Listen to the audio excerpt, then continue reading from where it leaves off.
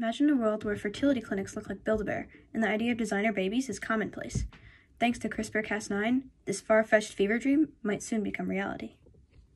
CRISPR-Cas9, or clustered regularly interspersed palindromic repeats, and CRISPR-associated protein 9, refers to a gene editing technology first developed around 2012. But CRISPR wasn't actually invented by humans. It was discovered as an immune defense system used by bacteria against viruses. That's right. This little guy holds the secret to editing human DNA. Bacteria captures and stores pieces of viral DNA and inserts them into their own DNA in specific patterns, called CRISPR arrays. The bacteria then produces matching RNA segments from the arrays, which recognize and attach to the corresponding segments of viral DNA. The Cas9 enzyme is then used to cut the DNA, effectively disabling the virus.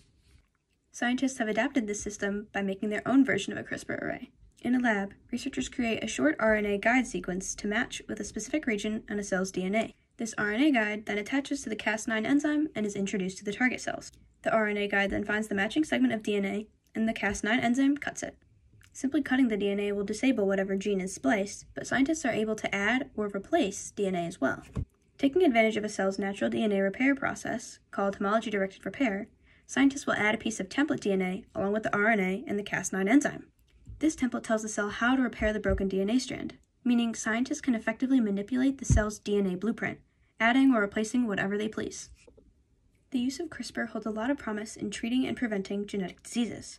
A lot of fascinating research is currently being conducted investigating the use of CRISPR for diseases caused by single gene mutations, such as cystic fibrosis, Duchenne muscular dystrophy, and sickle cell anemia.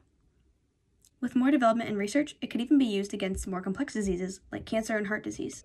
The use of CRISPR is still surrounded by controversy, with safety and ethics at the center of concern. Safe delivery techniques of the system are in question, and there's also a risk of off-target edits, and the catastrophic effects that could come with clipping the wrong gene. If gene editing occurs in reproductive cells, we also have no idea how those gene edits could affect future generations down the line. Even if we are eventually able to safely edit DNA to prevent diseases, where do we draw the line? What diseases warrant interventions like DNA editing to prevent them? It's also not difficult to imagine how DNA editing could evolve into something much greater.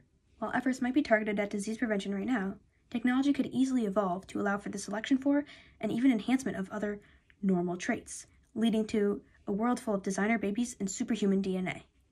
The bottom line is that CRISPR and other gene editing technologies are incredible feats of scientific discovery that hold the potential to revolutionize the way we treat and prevent devastating human diseases.